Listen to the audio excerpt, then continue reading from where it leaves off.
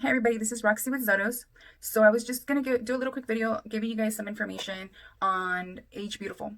So Agebeautiful is this color line designed for the 5 stages of aging hair. So a lot of you have been stuck at home, not being able to see me, not being able to get your hair done by your hairstylist, either me or your hairstylist, and I feel a little bit at lost when it comes to choosing the correct color, where to buy it, what to buy. There's so many different brands, there's so many different shades, there's so many different colors. I suggest you go on sallybeauty.com and you search up Agebeautiful hair color. If you're going to be touching up your gray hair, you're going to want to use permanent hair color.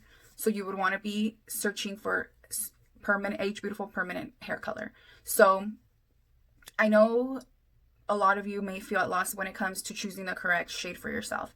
So I do have the Agebeautiful book with the swatches here. So I could kind of give you a little bit of a guidance to when it comes to choosing the correct shade for yourself. So on sallybeauty.com, you will not be able to see swatches like this, obviously. What they have is like a little circle that, it has the different shades and colors.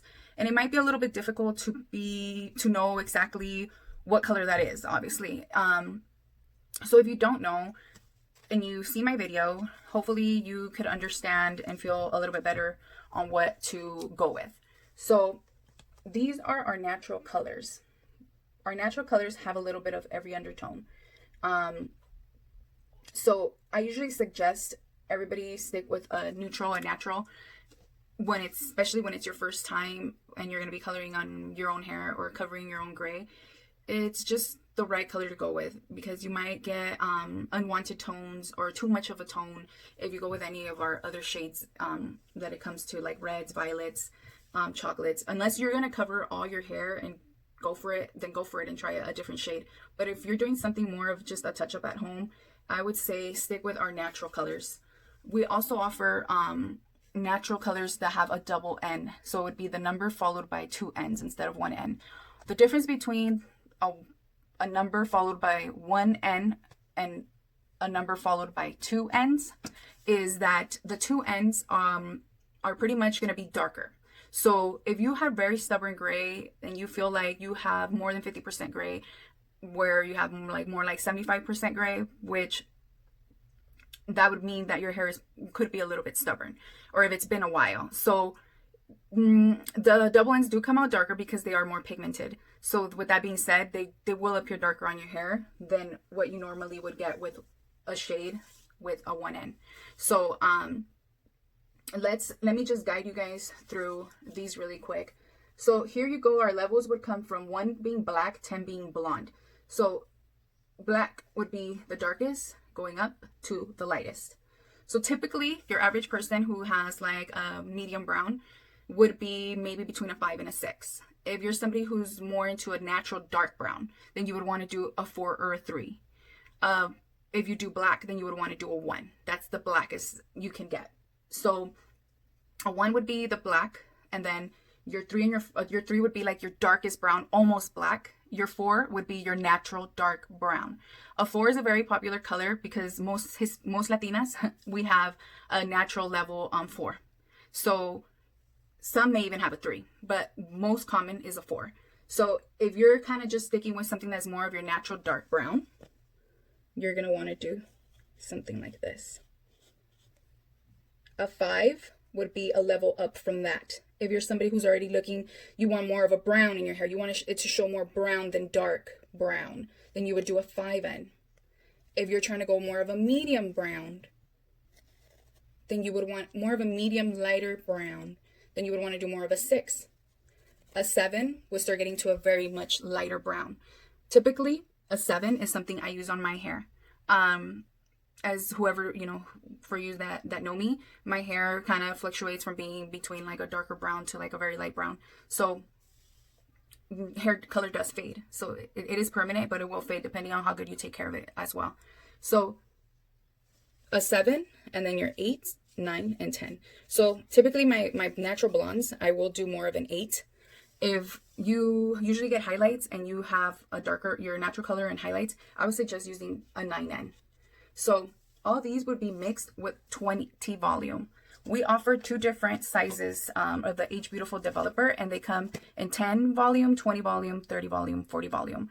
I'm just going to show you the size of the bottle. This is the size. This is a 4 ounce.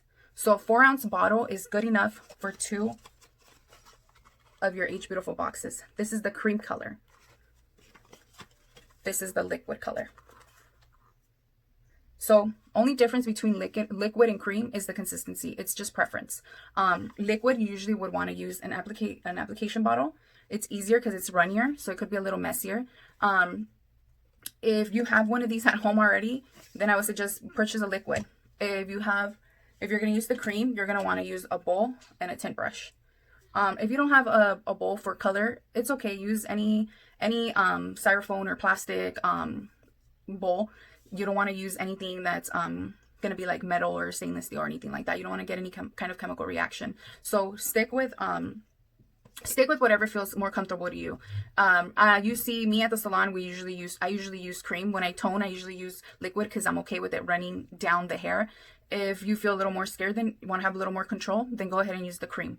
So I hope that kind of helped a little bit with what to find and where to go. So sallybeauty.com, search up Agebeautiful permanent hair color, and that's what you would want to use for your touch-up. Typically, you will want to leave it on for 45 minutes. So 45 minutes, and that would be mixed with 20 volume. Again, read manufacturer's directions. It is 1-to-1, so you will be doing equal parts. So like I showed you, the boxes, they're 2 ounces. These are 2 ounces.